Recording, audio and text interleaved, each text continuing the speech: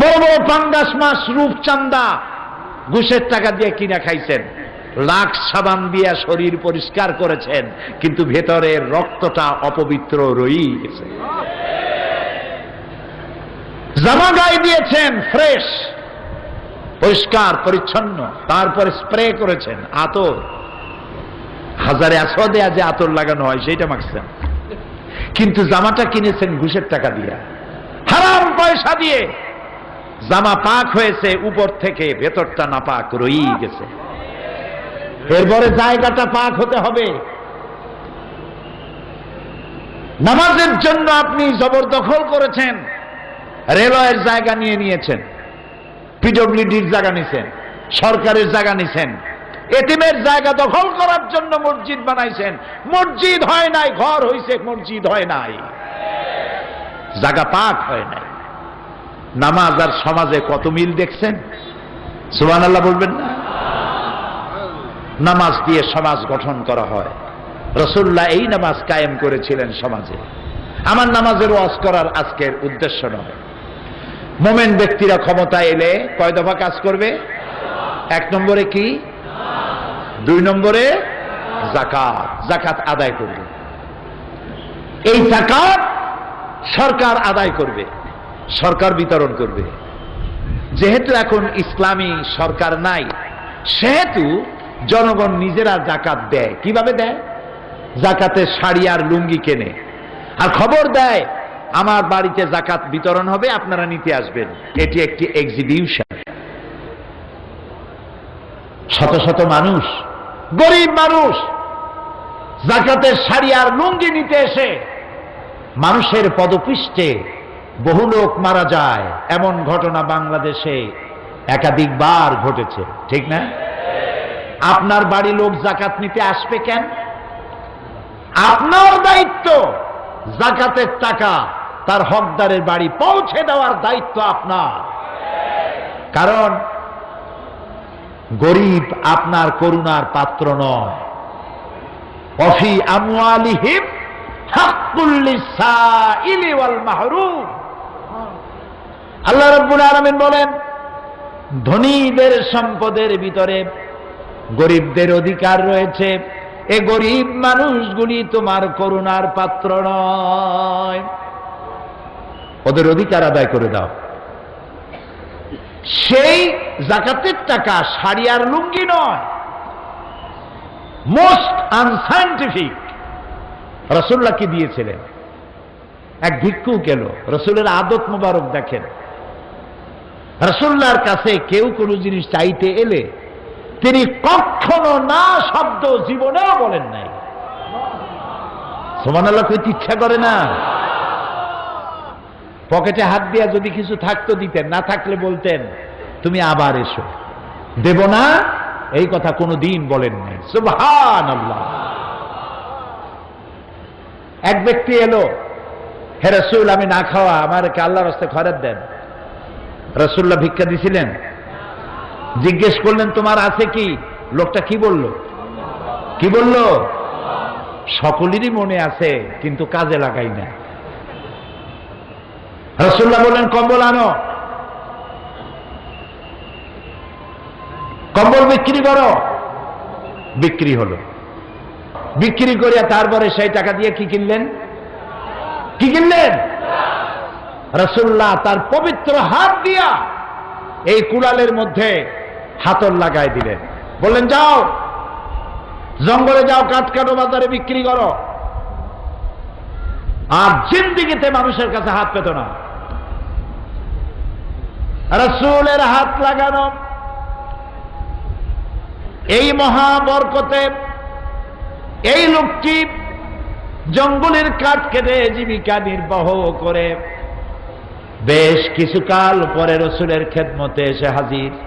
বলছেন ইয়া রাসূলুল্লাহ, আপনি কি আমাকে চিনতে পেরেছেন? আমি সেই ভিক্ষুক যাকে আপনার কাছে ভিক্ষা চাওয়া হয়েছিল, আর আপনি আমাকে কুড়াল দিয়েছিলেন।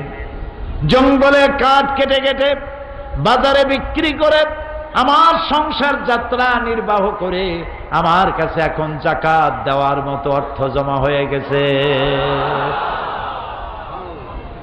এটা ইসলামের সৌন্দর্য। যাকাত এই সিস্টেম দিয়ে ইসলামের এটি লক্ষ্য নয় যে এক শ্রেণীর লোক চিরকাল এভাবে দিতে থাকবে আর এক শ্রেণী চিরকাল হাত পেতে নিতে থাকবে। এটা ইসলামের উদ্দেশ্য এবং লক্ষ্য নয়। এবার যে যাকাত নিবে আগামীবার যাতে আর যাকাত না নেওয়া লাগে। চট্টগ্রামে ধনী মানুষের সংখ্যাই বেশি, আলহামদুলিল্লাহ। যেমন সিলেট, আল্লাহর মেহেরবানি, অসংখ্য মানুষ ধনী সিলেটে, আলহামদুলিল্লাহ বলে। অন্তত 8 থেকে 10 লক্ষ সিলেটি লন্ডন, ইংল্যান্ডে তারা বসবাস করে, পয়সার অভাব নেই, আলহামদুলিল্লাহ। তারা একটা মসজিদ বানাইছে, ইস্ট লন্ডন মসজিদ। একটি মসজিদ বানাতে খরচ করেছে 9.35 মিলিয়ন পাউন্ড। বাংলাদেশি হিসেবে মসজিদটা নির্মাণে খরচ হয়েছে 130 কোটি টাকা। এসব টাকা মেয়ে লোকেরা, আমি যখন ওয়াজ করেছি ইস্ট লন্ডন মসজিদে মসজিদের ফায়দা ফজিলত সম্পর্কে, মেয়ে লোকেরা গলার সোনার হার, হাতের চুড়ি, কানের ফুল সব ফুলে ফুলে দিয়েছে। মানুষেরা টাকা দিয়েছে, বিশাল মসজিদ হয়েছে। মেইন হল রুমে নামাজ পড়তে পারে 10,000 মুসলমান। ঢাকার ইঞ্জিনিয়ার্স ইনস্টিটিউটের চাইতেও বড় হল তৈরি হয়েছে সেমিনার সিম্পোজিয়াম করার জন্য মসজিদের পাশে। সুবহানাল্লাহ কবেন না? এই মসজিদ উদ্বোধন করার জন্য তারা কাবা শরীফের ইমাম ফজিলাতুল শেখ আদ-দক্তুর আব্দুর রহমান আস-সুদাইস, আল্লাহ তাআলা হায়াতে তাইয়্যিবা তারে দান করুন। হায়রে তেলাওয়াত, সুবহানাল্লাহ, কি আওয়াজ আল্লাহ যে তারে দিয়েছেন। আমার কাছে মনে হয় শেখ সুদাইস এবং শেখ সৌদ আশ-শুরাইব আমার কাছে মনে হয় মসজিদুল হারামের রূহ, প্রাণ। যখন তেলাওয়াত করে মনে হয় আকাশ থেকে কোরআন নাজিল হইতেছে। মসজিদ উদ্বোধনে তাকে দাওয়াত দেওয়া হলো, আর বাংলাদেশ থেকে আমার মতো এক অযোগ্য ব্যক্তিকে তারা দাওয়াত দিলেন। জুমার নামাজ উদ্বোধন হবে, জুমা দিয়ে 25 থেকে 30 হাজার লোক জমা হয়ে গেছে। মসজিদ ভরা। মসজিদের ডান দিকে বাম দিকে হোয়াইট চ্যাপেল রোড, ফিলগেট স্ট্রিট ভর্তি, ডানে বামে পেছনে মানুষ ভরা।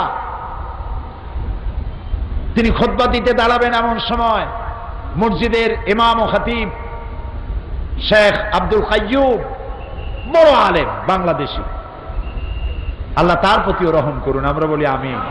তিনি খুতবা দেন উর্দু, আরবি, ইংরেজি, বাংলা, 4 ভাষায় খুতবা দেন।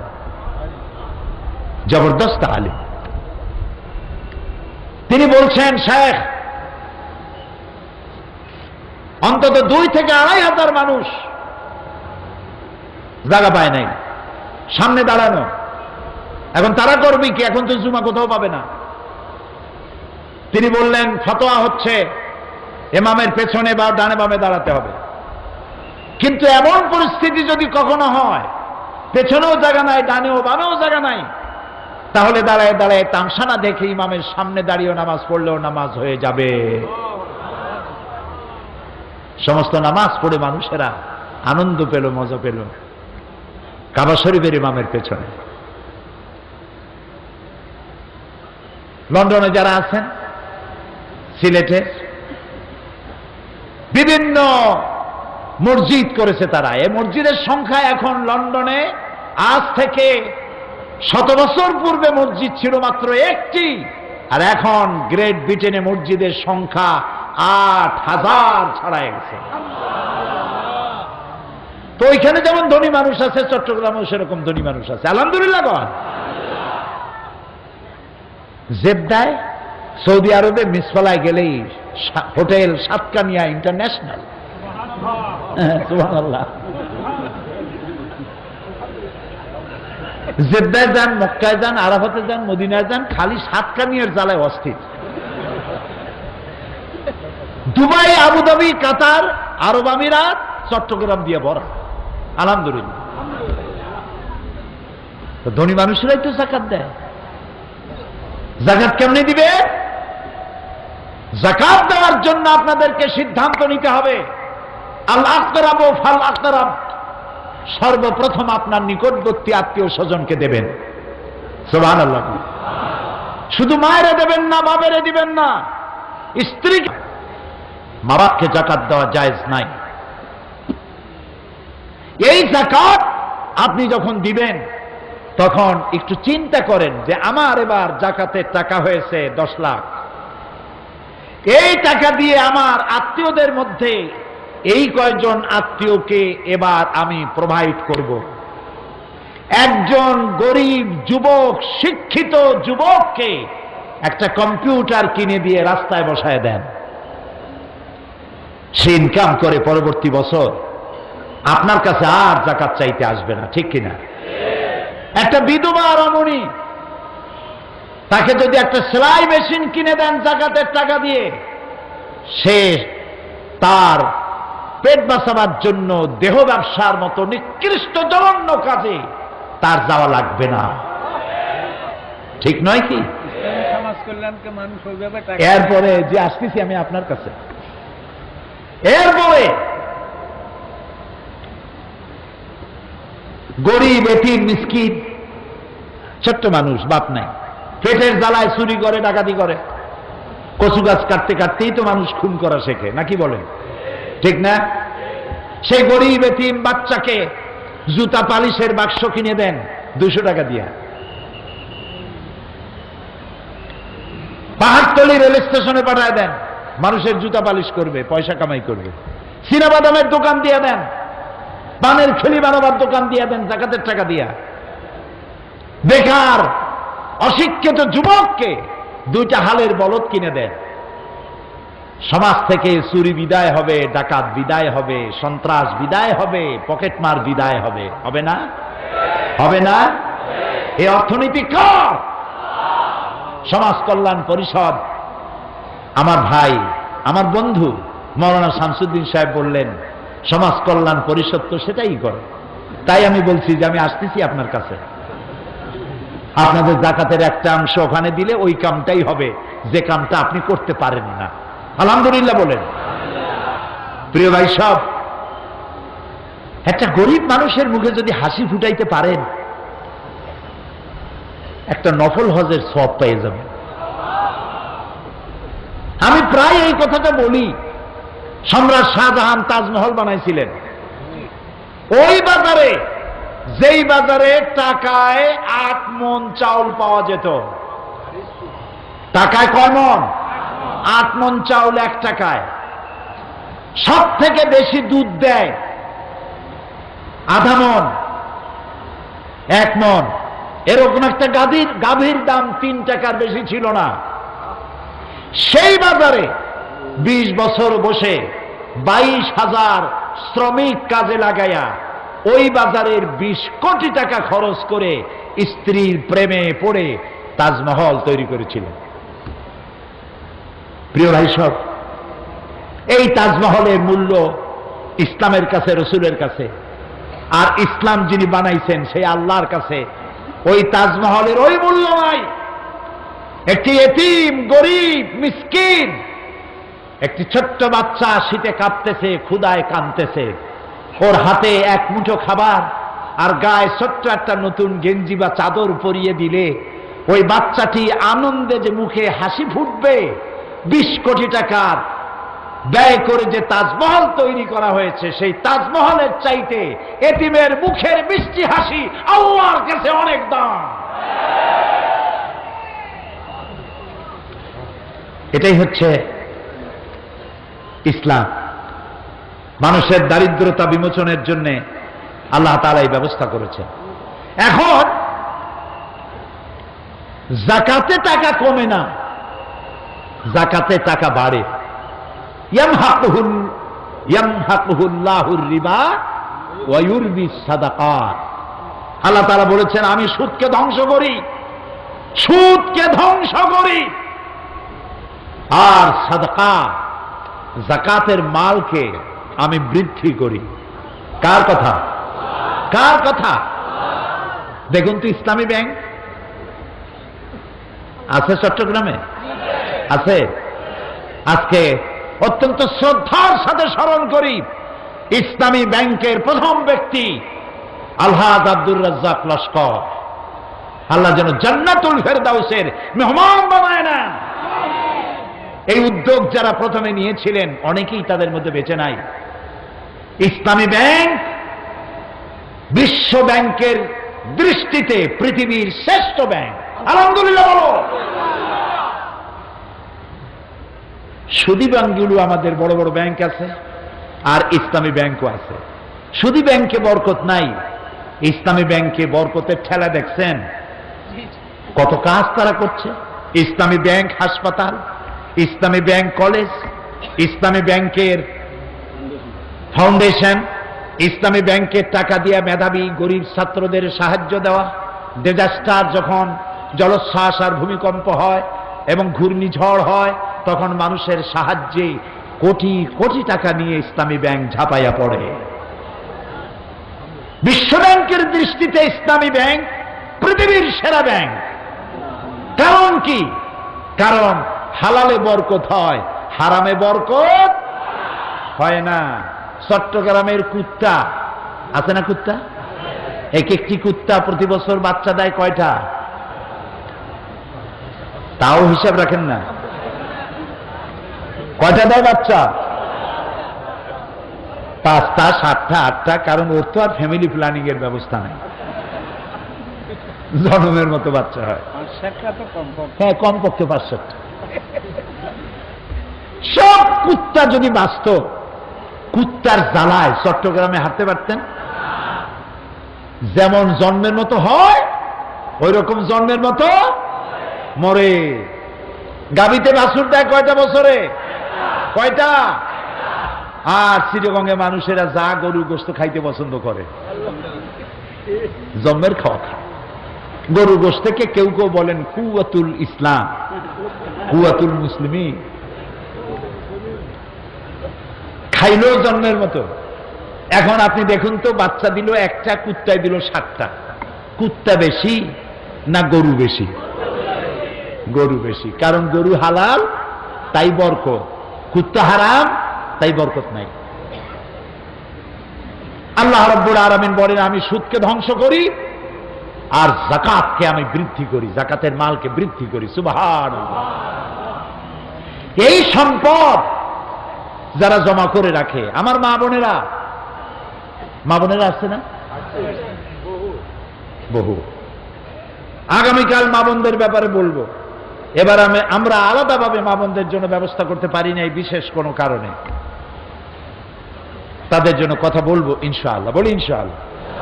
মা বোনদের কাছে অনেক সোনা আছে, স্বর্ণ, গোল্ড, সারা বছর সিন্ধুকের মধ্যে পড়ে থাকে। কবে কার বিয়ে হবে সেই সময় একটু পড়ল। যে বেচারা কিনে দিল সেই স্বামীরেও একদিন সাজে গুজে দেখাইল না। অবশ্য চট্টগ্রামে এরকম মেয়ে লোক আছে বলে আমি মনে করি না। স্বামী বেচারা এত কষ্ট করিয়া এত সুন্দর সুন্দর শাড়ি দিল, সোনা জানা দিল, তারে দেখাইল না। তারই না দেখাবেন। রাসূলুল্লাহ বলেছেন, ওই মেয়ে লোক, ওই স্ত্রী সব থেকে ভালো যারে দেখলে তার স্বামীর চোখ ঠান্ডা হয়ে যায়। রাসূলুল্লাহ বলেছেন, সেজে গুজে থাকো, স্বামীকে হাসি মুখে বরণ করো, সংসারে শান্তি হবে। স্বামী আর স্ত্রী দুজনে প্রেম ভরে একজনে আর একজনের হাত যখন ধারণ করে, রাসূলুল্লাহ বলেছেন উভয়ের সগীরা গুনাহকে আল্লাহ তাআলা মাফ করে দেন। আগামীকাল বলবো সেসব কথা। কত শাড়ি আপনার ঘরে, এমন এমন শাড়িও আছে যা আপনার পরাও হয় না কখনো। সোনাগুলো পড়ে আছে, ব্যবহারও করেন না। সমস্যাটা কি হবে জানেন? আল্লাহ রাব্বুল আলামিন বলেন, ওয়াল্লাযীনা ইয়াকনিজুনা আয-যাহাবা ওয়াল ফিদ্দাতা ওয়া লা ইউনফিকুনাহা ফী সাবিলিল্লাহ ফাবাশশিরহুম বিআযাবিন আলীম। যারা নাকি স্বর্ণ রৌপ্য সঞ্চয় করলো, আমার রাস্তায় খরচ করলো না। ফাবাশশিরহুম বিআযাবিন আলীম, তাদেরকে জাহান্নামের কঠিন শাস্তির সুসংবাদ দাও। সুবহানাল্লাহ কইলেন, কি আশ্চর্য কথা! এই জাগা মতো কথা কইয়েন। আল্লাহ কইল জাহান্নামের কথা, আপনি কোন সুবহানাল্লাহ, আপনি কোন নাউযুবিল্লাহ। এটি কায়দা দেখুন। আল্লাহ বললেন ফাবাশশিরহুম, ওদেরকে জাহান্নামের কঠিন পীড়াদায়ক শাস্তির শুভ সংবাদ দাও। শাস্তির কি শুভ সংবাদ হয়? হয়। তা আল্লাহ এটা বললেন কেন? এটাও জানাবেন। একটা ছোট্ট দৃষ্টান্ত দিলেই বুঝবেন। কারো কারো দুষ্ট ছেলে আছে না? দুষ্ট ছেলে এত দুষ্টু। সম্রাট আকবরের ছিল নবরত্ন। নবরত্নের একজন ছিল, কি যেন নাম, আমি এখন ভুলে গেলাম। হ্যাঁ হ্যাঁ, বীরবল। আপনারও আল্লাহ বীর বানাই দিন। বীরবল না, বীরবল। আকবর তারা আসতে বলছে, কিন্তু সেই সময় থেকে প্রায় 2 ঘন্টা দেরি করে আসছে। সম্রাট রাগ হয়ে গেছে, এই বীরবল এত দেরি করে আসলে কেন? কয়েছে জাহাপানা, আমার একটা ছেলে আছে এত দুষ্ট, তারে কোন রকম মানাইতেই পারলাম না, তাকে মানাতে গিয়ে আমার 2 ঘন্টা সময় লাগবে। একবার কয় যে তুমি কি আমারে পাগল পাইছো নাকি? একটা ছোট্ট বাচ্চা তারে ঠান্ডা করা যায় না, 2 ঘন্টা সময় লাগে? আমি এটা বিশ্বাস করি না, তুমি অন্য কোনো কাজে ছিলা, মিথ্যা কথা কইতেছো। বীরবল কয় না স্যার, জাহাপানা সত্য বলছি। কয় আমি বিশ্বাস করি না। বীরবল বলছে বিশ্বাস যদি না করেন তাহলে আমি আপনার বিশ্বাস করাই। কয় করাও, কিরকম করবা? কয় আপনি আমার আব্বা হন, আমি আপনার বাচ্চা হই।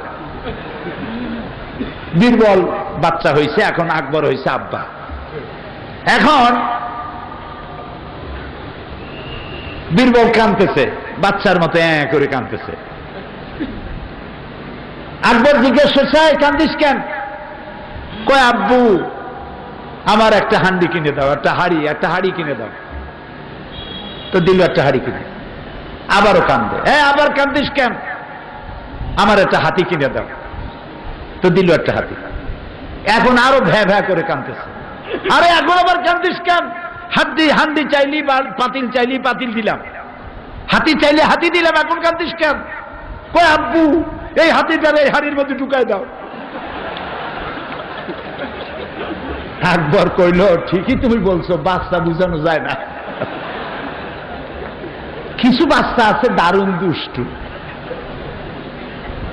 এই বাচ্চা মায় যখন ঠান্ডা করতে না পারে, তখন মা বলে যে বাপ রাখ, তোর বাপ আসুক, তোর বাপেরে আমি সব শোনাবো আজ। এমন পিট্টি দেবে, তখন বুঝবি মজা কারে কয়। পিটাইলে কি মজা হয়? তাহলে মায় মজার কথা কইল কেন? শাস্তির তীব্রতা বোঝাবার জন্য মজা শব্দ ব্যবহার করা হয়েছে। ফাবাশশিরহুম বিআযাবিন আলীম, যারা সোনা দানা জমা করে রাখে, আমার রাস্তায় খরচ করে না, তীব্র শাস্তির শুভ সংবাদ দিয়ে দাও। সেই শাস্তিটা কি? আল্লাহ রাব্বুল আলামিন বলেন, ইয়াউমা ইউহমা আলাইহা ফি নার জাহান্নাম ফাতুকওয়া বিহা জিবাহুহুম ওয়া জুনুবুহুম ওয়া যুহুরুহুম হাযা মা কানাজতুম লিআনফুসিকুম ফাযুকু মা কুনতুম তাকনিজুন। এমন একদিন আসবে যখন তোমার সঞ্চিত সম্পদ, স্বর্ণ রৌপ্য জাহান্নামের আগুন দিয়ে জ্বালানো হবে। ইন্না লিল্লাহি ওয়া ইন্না ইলাইহি রাজিউন। মা বোনেরা কান পেতে শুনুন, ভাইয়েরা শুনুন। স্বর্ণ জমা করেছেন, যাকাত দেন নাই। এই স্বর্ণ, এই রৌপ্য, এই ডায়মন্ড জাহান্নামের আগুন দিয়ে জ্বালানো হবে। কে বলতেছেন? আল্লাহ আল্লাহ আল্লাহ। কোন মৌলভী সাহেবের ফতোয়া নয়, কোন মুফতির ফতোয়া নয়, আমার আল্লাহ বলছেন জাহান্নামের আগুন দিয়ে তোমার সোনার উপরে জ্বালানো হবে, এটারে গরম বানাইয়া জাহান্নামের আগুন দিয়ে সিল বানানো হবে, তারপরে তোমার কপালের উপরে, তোমার পার্শ্ব দেশে এবং তোমার পৃষ্ঠ দেশে সিল মারা হবে, আর বলা হবে হাযা মা কানাসতুম লিআনফুসিকুম, এ হচ্ছে সেই তোমার সঞ্চিত ধনরাশি যা তুমি আমার রাস্তায় খরচ করনি, এখন এর মজা চাকো, ফাযুকু মা কুনতুম তাকনিজুন, যা সঞ্চয় করেছিল সেই শাস্তি এখন ভোগ করো। নাউযুবিল্লাহ। সবাই বলি নাউযুবিল্লাহ। প্রিয় ভাই সব, আমার মা বোনেরা, 7.5 তোলার নিচ পর্যন্ত যাকাত না দিলে চলবে। স্বর্ণ যদি 7.5 তোলা হয়ে যায় তখন যাকাত দিতে হবে। 7.5 তোলার উপরে যখন গেল তখন একেবারে গোড়া থেকে শুরু করে সবটা দেওয়া লাগবে। বাজার দরে যে দাম হয় তার 2.5% করে আপনাকে দিতে হবে, এর থেকে কোনো মাপ নাই। সেজন্য এখন সোনা আপনি বেশি রাখবেন অথবা কম রাখবেন সেটা আপনি নিজে চিন্তা করেন, নিজে বোঝেন। এই অর্থ স্বর্ণের জন্য 7.5 তোলা, রূপার জন্য 52.5 তোলা, ছাগলের জন্য 40টি, গরুর জন্য 30টি হলে পরেই একটা করে দিতে হবে। এরপরে দেবেন ওসর, ফসলের যাকাত, এটাকে ওসর বলা হয়। আমার দেশে একটা হিসাব আমরা করেছি। এই বাংলাদেশে আপনারা জানেন আমি একটা ব্যাংকের সাথে জড়িত আছি, জানেন ওইটার নাম কি? ইসলামী ব্যাংক। ওর জন্ম লগ্ন থেকে এর সাথে আছে। ব্যাংকে থাকার কারণে অন্যান্য ব্যাংকের খোঁজ খবর জানি। বর্তমান সময় যদি বাংলাদেশে সরকার যাকাতের টাকা আদায় করে তাহলে একেবারে কম করে হলেও 6,000 কোটি টাকা যাকাত 1 বছরে কালেকশন হতে পারে। লক্ষ লক্ষ একর দরগার নামে, মাজারের নামে, বিভিন্ন নামে লক্ষ লক্ষ সরকারি জমিন, ওয়াকফ এস্টেট দখল করে বসে আছে সিন্দাবাদের দৈত্যরা। কি জবাব দেবা কিয়ামতের দিন? ফেডারেশন বানাইছো, এটা ফেডারেশন নয়, পেটের রেশন। কি জবাব দিবা? হারামখোর।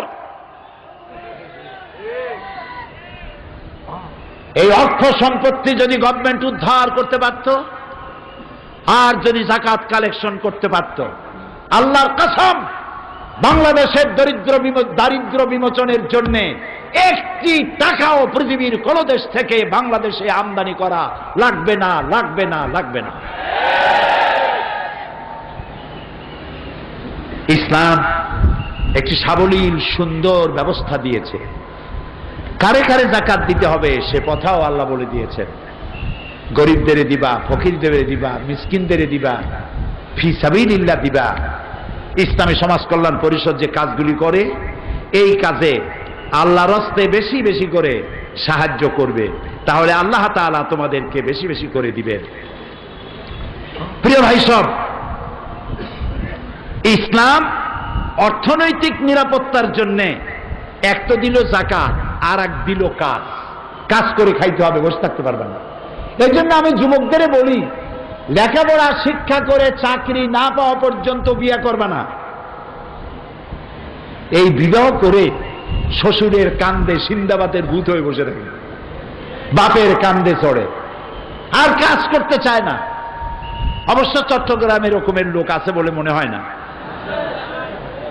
বিয়ে পাশ করছে, কাজী লাঙ্গলে হাত দেওয়া যায় না। বিয়ে পাশ করেছে, চুরি করে খাবে, পকেট মারবে, তাও ভালো।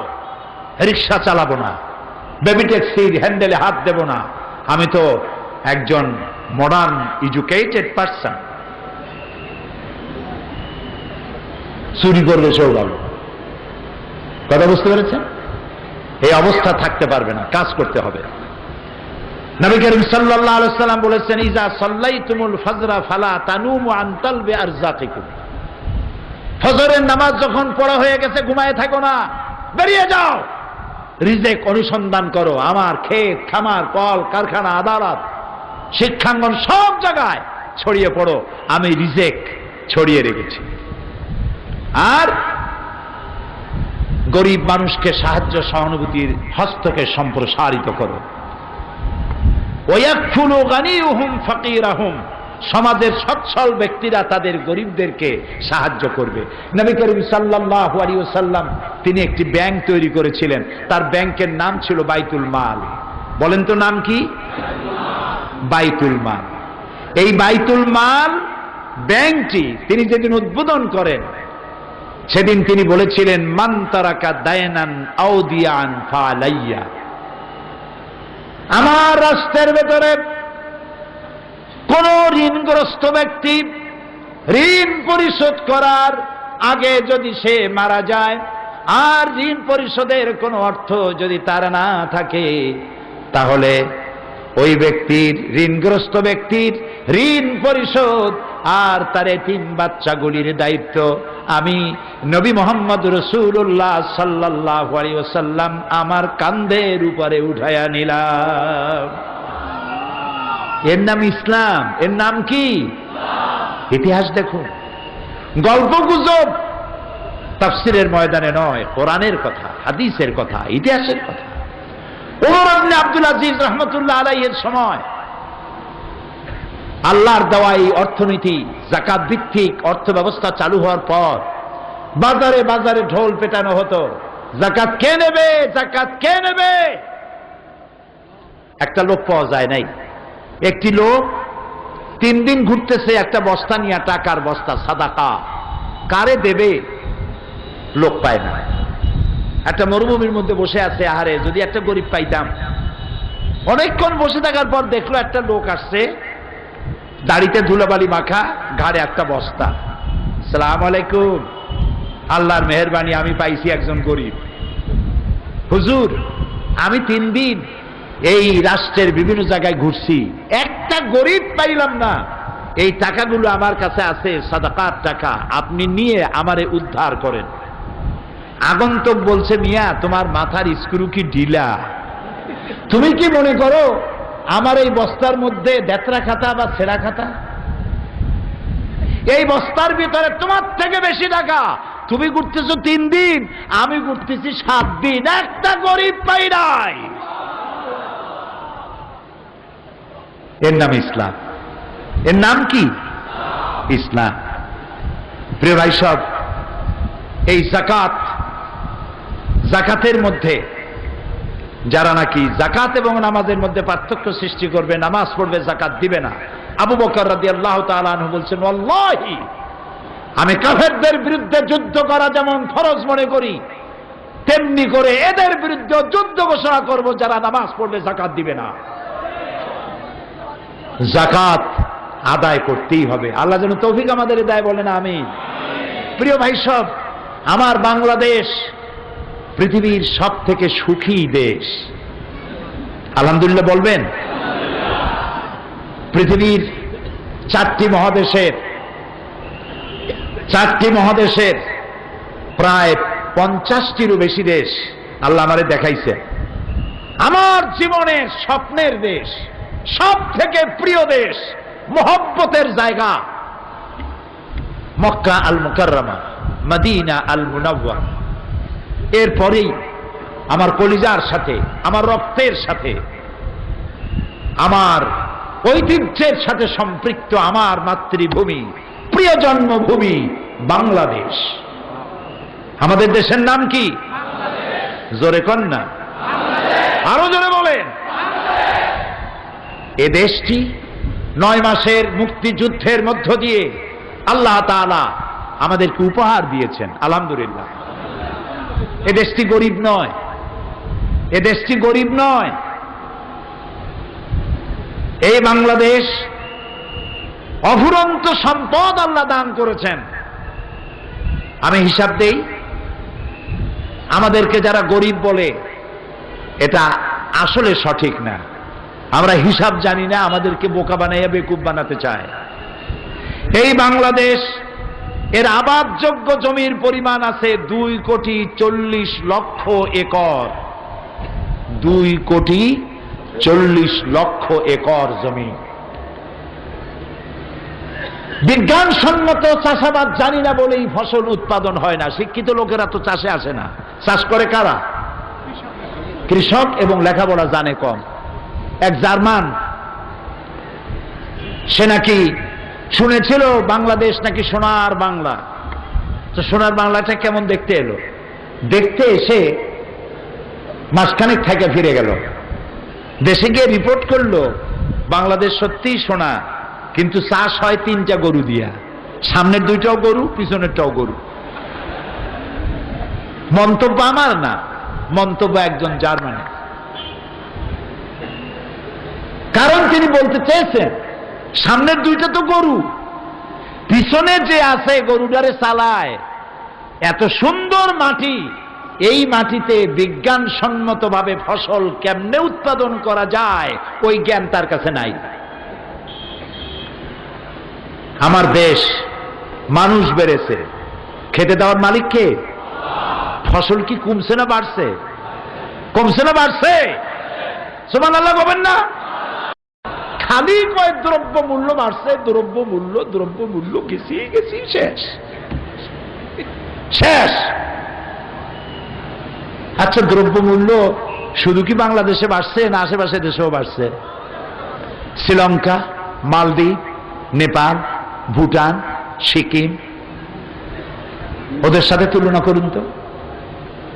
দ্রব্য মূল্য বেড়েছে, আমি আপনার সাথে একমত, কিন্তু আমাকে বলতে হবে দ্রব্য মূল্যের কারণে ফটিকছড়ি, সাতকানিয়া, পটিয়া, চকবাজার, কক্সবাজার, চট্টগ্রাম, হালিশহর, আনোয়ারা, বাঁশখালী, মশখালীতে না খেয়ে মরেছে কয়জন?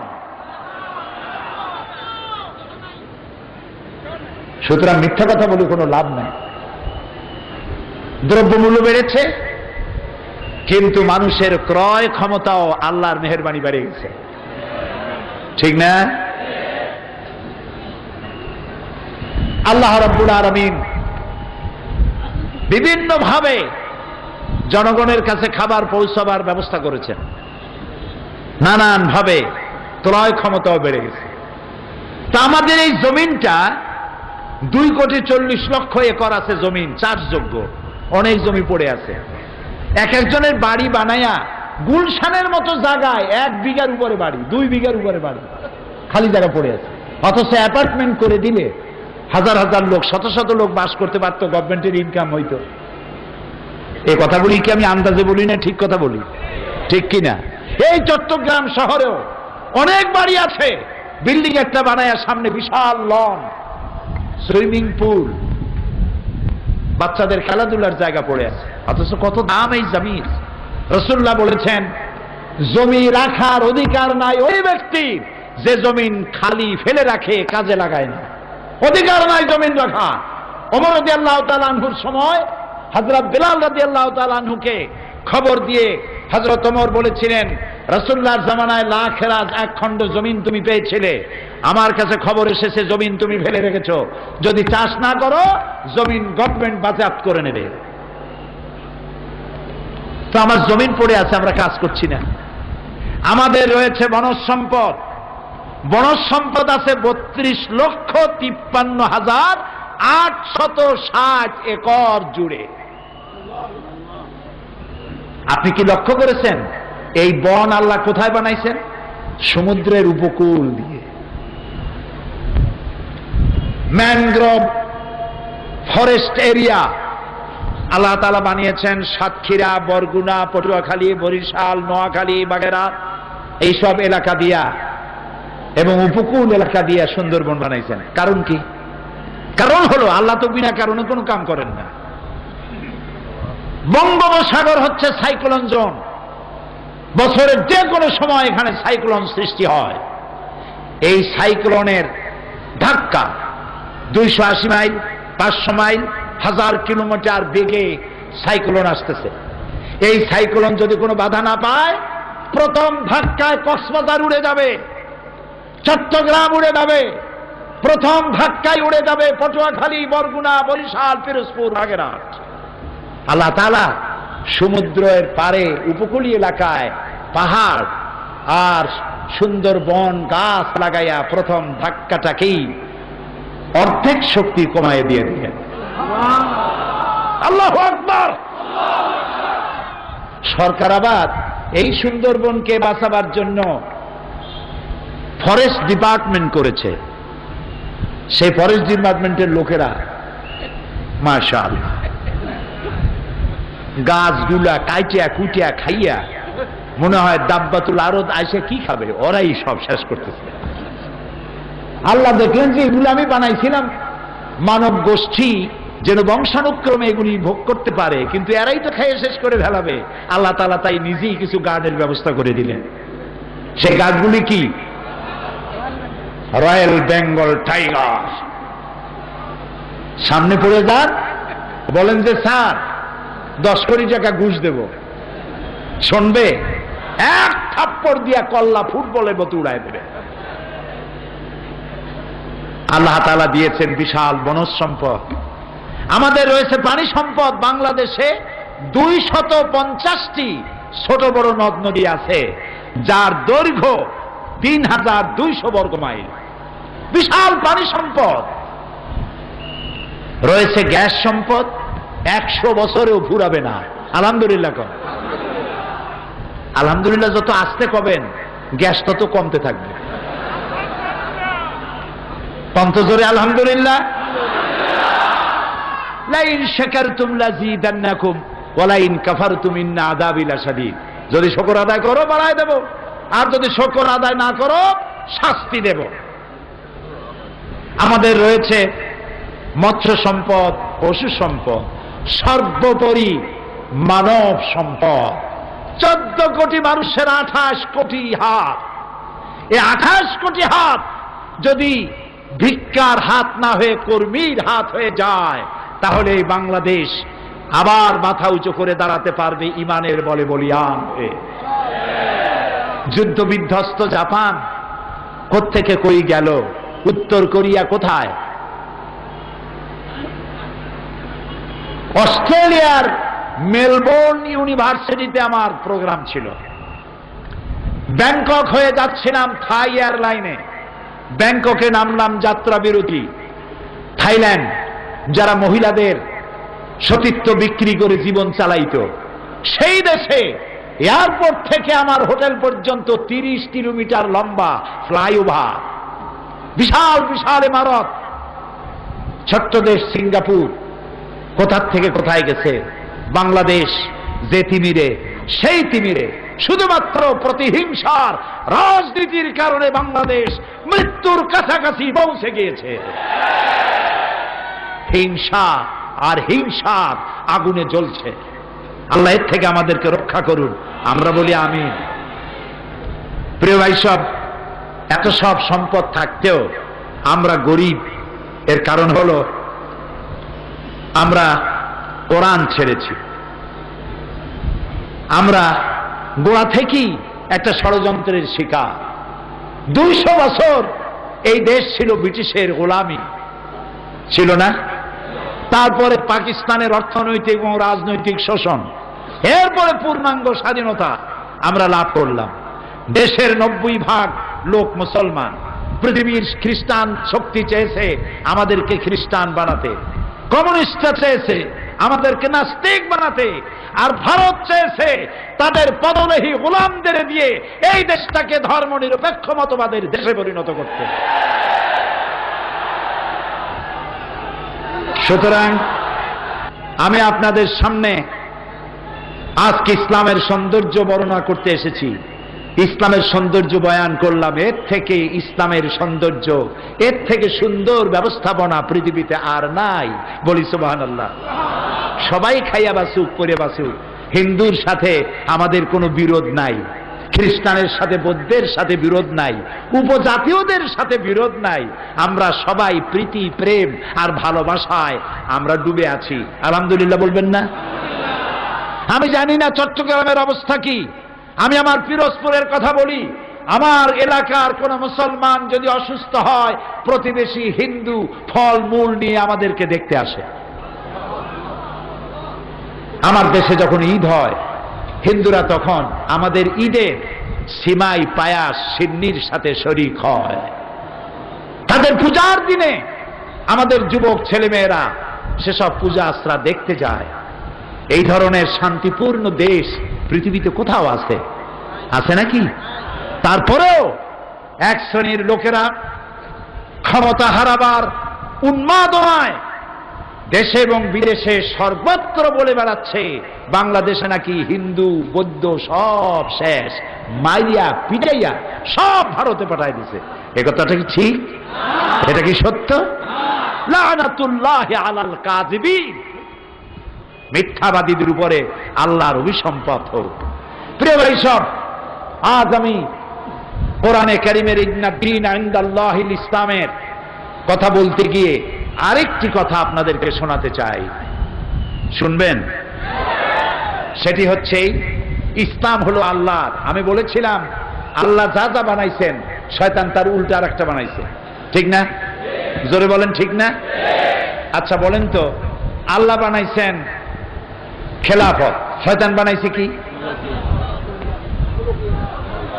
মুলুকিয়াত, রাজতন্ত্র। আল্লাহ বানিয়েছেন যাকাত ব্যবস্থা, শয়তান বানাইছে কি?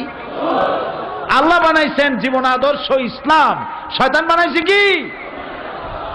ধর্মনিরপেক্ষ মতবাদ। ধর্মনিরপেক্ষবাদীরা তারা মানুষকে বোকা বানাবার জন্যে তারা বলে ধর্মনিরপেক্ষতার মানে ধর্মহীনতা নয়। আসলে বিষয়টি এর সম্পূর্ণ বিপরীত। আমি পার্লামেন্টে, আল্লাহর দয়া, আমি তো ভিন্ন জগতের মানুষ, কোরআনের ছাত্র, আল্লাহ দয়া করলেন পার্লামেন্টে নিলেন। পার্লামেন্টে যারা ধর্মনিরপেক্ষ মতবাদ বিশ্বাস করে তাদের সামনে আমি বক্তব্য রেখেছি। পার্লামেন্টে রেকর্ড থাকবে, যতদিন পার্লামেন্ট থাকবে আমার বক্তৃতার রেকর্ড থাকবে। সে বক্তব্যে আমি বলেছি বিশ্ববিখ্যাত সমস্ত ডিকশনারি সেকুলারিজম, ধর্মনিরপেক্ষতার অর্থ কি আমি পার্লামেন্টকে শোনাইছি। ডিকশনারি দিয়ে তাদের আমি বলেছি ধর্ম নিরপেক্ষতার অর্থই হচ্ছে ধর্মহীনতা। আপনাদেরকে রেকর্ড করার জন্য, কারণ চট্টগ্রাম তাফসিরের মাহফিল স্পন্দন অডিও ভিজুয়ালের মাধ্যমে গোটা বিশ্বে ছড়িয়ে যায়। আলহামদুলিল্লাহ বলেন। যে প্রতিষ্ঠান চট্টগ্রামের তাফসিরের মাহফিল অত্যন্ত আন্তরিকতার সাথে শৈল্পিক সৌন্দর্য দিয়ে বিশ্বময় ছড়ায়, আল্লাহ যেন এই প্রতিষ্ঠান কবুল করে নেন।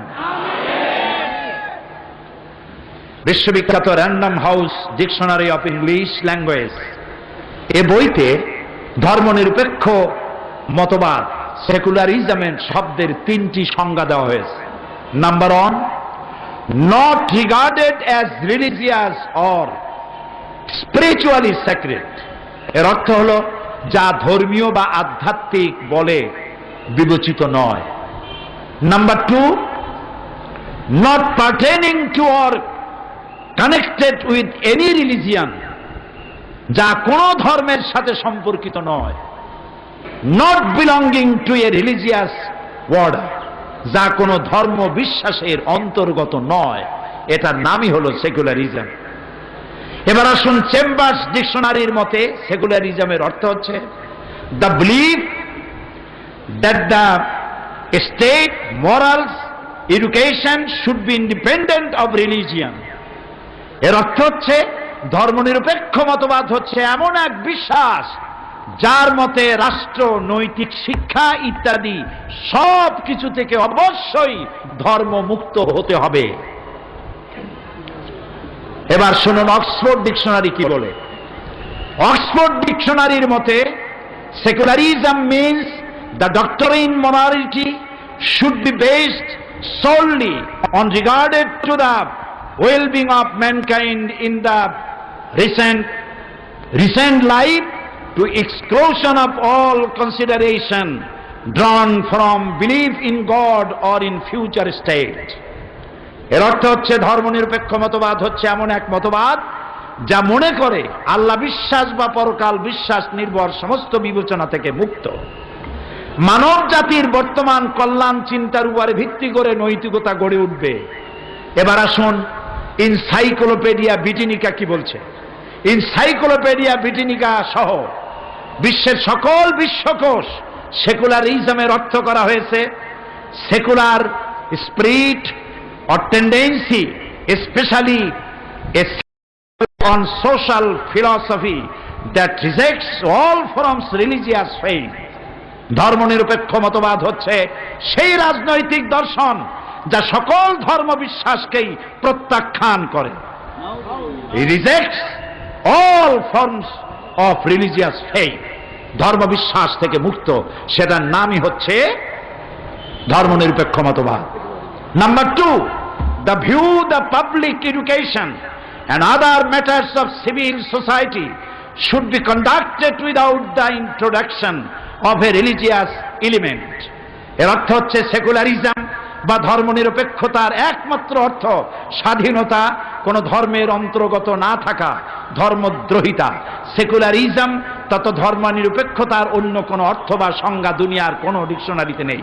ধর্মনিরপেক্ষ মতবাদ তাই এমন এক বিষাক্ত মতবাদ যা ঐশ্বরিক নয়, যা সম্পূর্ণ মানব রচিত ধর্মদ্রোহী মতবাদ, একটি কুফরি মতবাদ। রাজনীতি এবং রাষ্ট্রনীতির সাথে ধর্মনিরপেক্ষ মতবাদের মূল কথা শুনতেছেন আপনারা? শুনতেছেন? দলিল ছাড়া কথা বলবো না।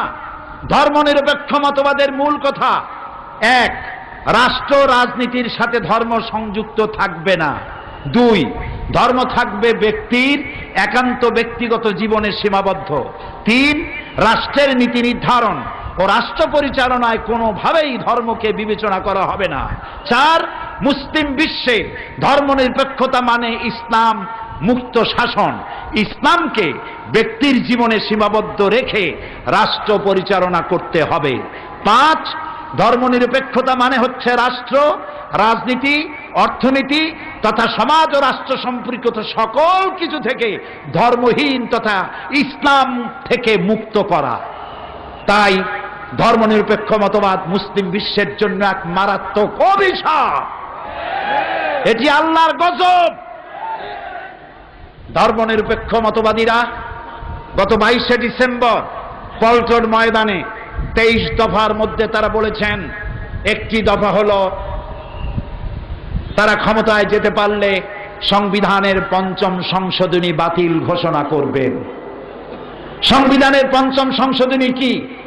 সংবিধানের 5ম সংশোধনী হচ্ছে, ওখানে লেখা ছিল ধর্মনিরপেক্ষ মতবাদ। এই জাতির মহান স্বাধীনতার মহান ঘোষক শহীদ প্রেসিডেন্ট জিয়াউর রহমান ধর্মনিরপেক্ষ মতবাদকে বাদ দিয়ে সেখানে তিনি লিখেছিলেন, রাষ্ট্রের সমস্ত কাজ হবে আল্লাহর উপর ঈমান এবং অবিচল আস্থার উপরে ভিত্তি করে। আল্লাহ শহীদ প্রেসিডেন্ট জিয়াউর রহমানকে জান্নাতুল ফেরদাউসের মেহমান বানিয়ে নি। ধর্মনিরপেক্ষবাদীরা ক্ষমতায় যেতে পারলে সংবিধানের 5ম সংশোধনী বাতিল করবে। তার অর্থ দাঁড়াবে সংবিধানের শিরোনাম থেকে বিসমিল্লাহ মুছে ফেলে দেবে। তার অর্থ হলো স্পিকারের মাথার উপর থেকে বিসমিল্লাহ মুছে ফেলে দেবে, মাদ্রাসাগুলি বন্ধ করে দেবে, আলেম ওলামাদেরকে গ্রেফতার করে জেলখানাগুলি ভরে দেবে। সুতরাং সমস্ত মুসলমানদেরকে ধর্মনিরপেক্ষ মতবাদের বিরুদ্ধে সোচ্চার হতে হবে, ঐক্যবদ্ধ হতে হবে।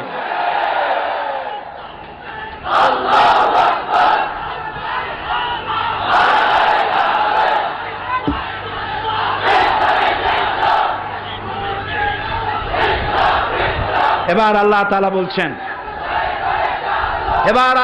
বলছেন, আল্লাহর কথা শুনুন। ডিকশনারির কথা তো সব শুনাইলাম, আল্লাহর কথা শুনবেন না? সেটাই তো বেশি শুনতে হবে। আল্লাহ কি বলছেন?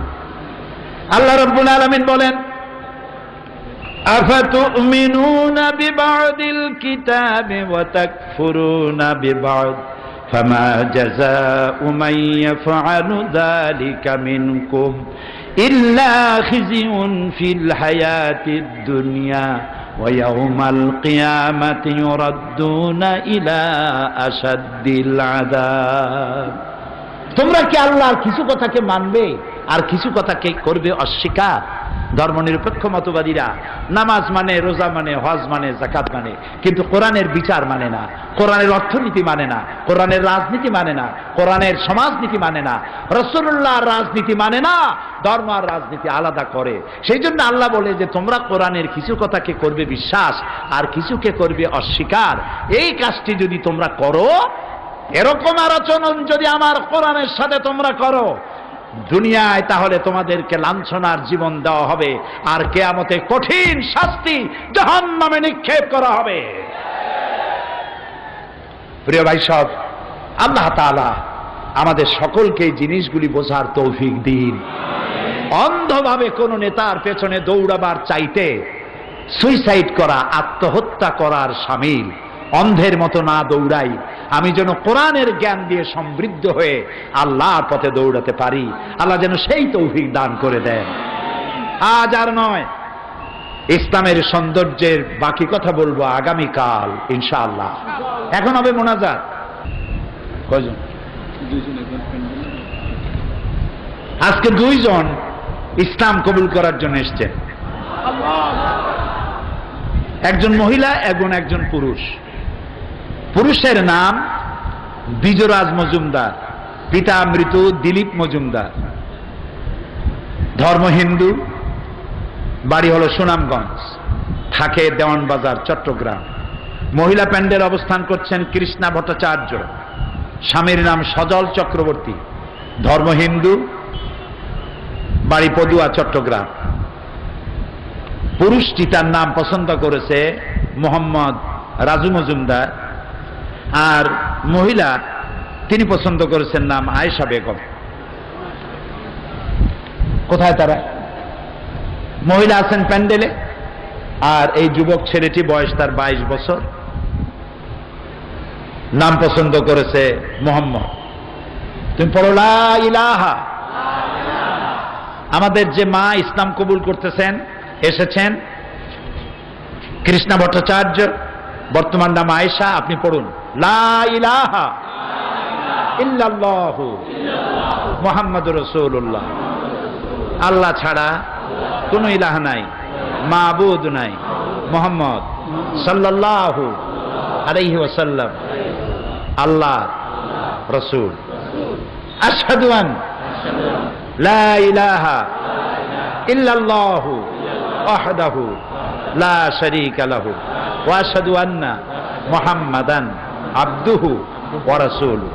আমি সাক্ষ্য দিচ্ছি আল্লাহ ছাড়া কোনো ইলাহ নাই, মাবুদ নাই, উপাস্য নাই, তিনি এক, তিনি একক, তিনি নিরঙ্কুশ, তার কোনো অংশীদার নাই।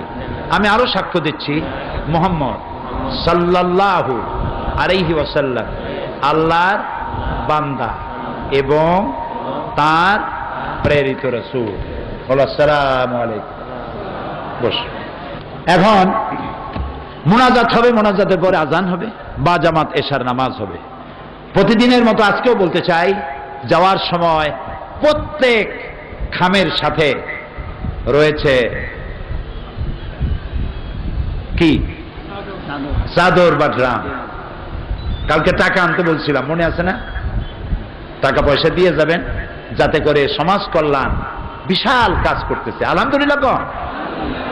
একটি প্রাইমারি স্কুল থেকে শুরু করে সমাজ কল্যাণ আন্তর্জাতিক বিশ্ববিদ্যালয় পর্যন্ত পৌঁছে গেছে কোরআনের বরকতে। সুবহানাল্লাহ, আলহামদুলিল্লাহ বলেন।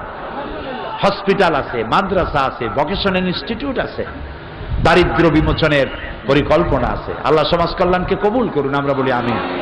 আজকে মক্কা শরীফ থেকে, কুয়েত, কাতার থেকে, লন্ডন থেকে, আমেরিকা থেকে কয়েকটি টেলিফোন এসছে আমার কাছে দোয়া চাওয়ার জন্য। এখানে মাহফিল ডিসেম্বরে হয় নাই বলে কত মানুষ যে কাঁদছে, টেলিফোনে জানতে চেষ্টা করেছে। সারা দুনিয়ায় বাংলাদেশি মুসলমানেরা যে যেখানে আছে, চট্টগ্রামের তাফসীর মাহফিলের সাথে তাদের কলিজাটা লাগানো থাকে। তাদের জন্য দোয়া করব।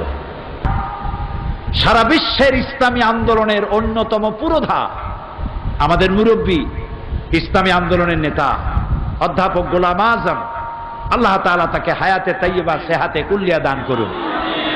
তিনি যেমন সহজ করে বলতে পারেন তেমন সহজ করে লিখতেও পারেন, আলহামদুলিল্লাহ।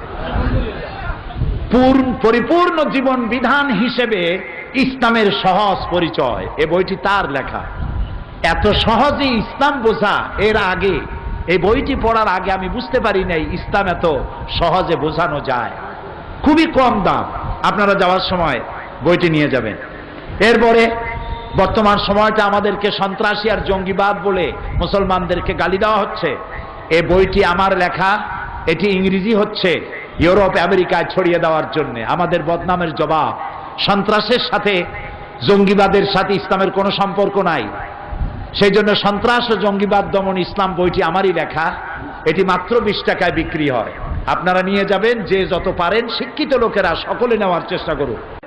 আর বর্তমান বিশ্বের শ্রেষ্ঠ তাফসীর বিজ্ঞান ভিত্তিক, সব তাফসীরকে আমি শ্রদ্ধা করি, সম্মান করি, কিন্তু বর্তমান যুগের শ্রেষ্ঠ বিজ্ঞান ভিত্তিক তাফসীর তাফহিমুল কোরআন। বলেন তো নাম কি? মাত্র 19 খণ্ড, দাম একেবারেই আপনার ক্রয় ক্ষমতার ভেতরে। আমি আশা করব প্রত্যেক মুসলমান নরনারীর ঘরে ঘরে তাফহিমুল কোরআন পৌঁছে যাক।